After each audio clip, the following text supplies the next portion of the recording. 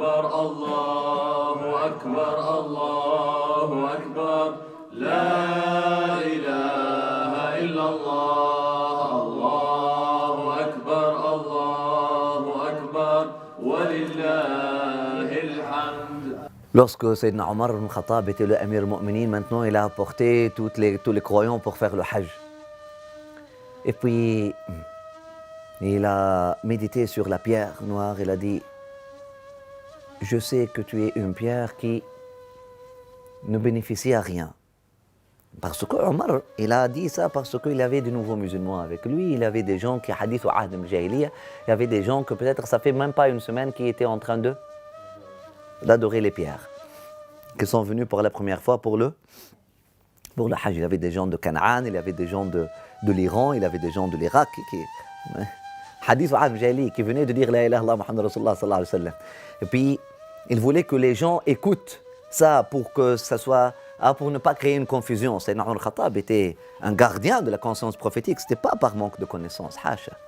Il a voulu que tout le monde l'écoute, il a dit إني أعلم أنك حجر لا تنفع ولا تضر ولولا أني رأيت رسول الله يقبلك ما قبلتك. Je sais bien que tu es une pierre qui ne peut nuire ni bénéficier. Et si je n'avais pas vu le prophète sallallahu alayhi wa sallam t'embrasser, je ne t'aurais pas embrassé. Sayyidina Ali est venu derrière Sayyidina Omar al-Khattab. Il n'a rien dit sur place. L'imam n'a rien dit sur place, etc. Mais après, ils sont rentrés dans la Kaaba. J'étais seul. Il dit, Amir al-Mu'minin, tu as dit quelque chose tout à l'heure. Il dit, sache que c'est pas vrai. C'est pas vrai qu'il ne bénéficie pas. Il dit, innahu yanfa'u wa yadur. Cette pierre-là, Allah subhanahu wa ta'ala lui a attribué cette amana, cette qualité de pouvoir avancer, retarder, faire bénéficier et nuire. Il dit, sache, ya Amir al-Mu'minin, que lorsque Allah subhanahu wa ta'ala a pris le pacte sur Bani Adam,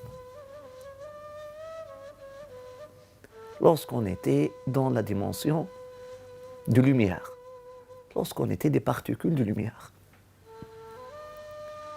et Allah subhanahu wa ta'ala s'est manifesté à nous et nous a dit Alastu bi rabbikum. Suis-je pas votre Seigneur? Est-ce que vous me reconnaissez comme votre Seigneur? Toute l'humanité, nous avons dit Bala shahidna.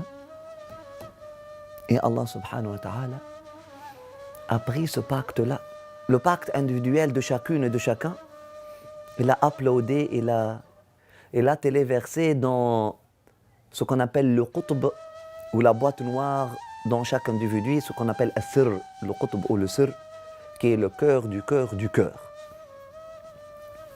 Ce qu'on appelle Suwaida al-Qalb aussi, la pierre noire qui est dans le cœur, on appelle Suwaida al-Qalb, ou la boîte noire du cœur. Subhanallah, comme la boîte noire de l'avion, lorsque l'avion est naufragé, tu as tout le voyage, il reste dans la boîte noire. Donc nous sommes des avions naufragés, mais nous avons des boîtes noires. Il faut chercher la boîte noire pour se reconnecter à l'historique.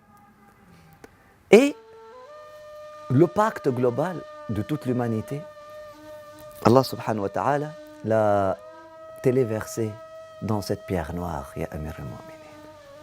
L'a téléversé dans cette pierre noire. Et j'ai entendu le prophète sallallahu alayhi wa sallam dire que la pierre noire, elle va être ressuscitée le jour du jugement avec des lèvres et une langue qui parle très bien. Yashhadu liman istalamahu bil muwafa'a.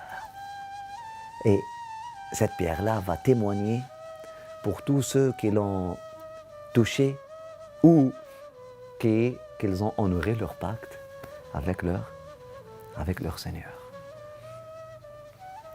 Donc, Bakka, la pleureuse, celle qui fait pleurer, notre héritage, on va y réclamer notre héritage adamique, cette nostalgie, et on va y réclamer notre héritage abrahamique, cette conscience, et on va aussi y réclamer notre héritage mohammadien, les souvenirs du Fatah, le souvenir du jour de l'ouverture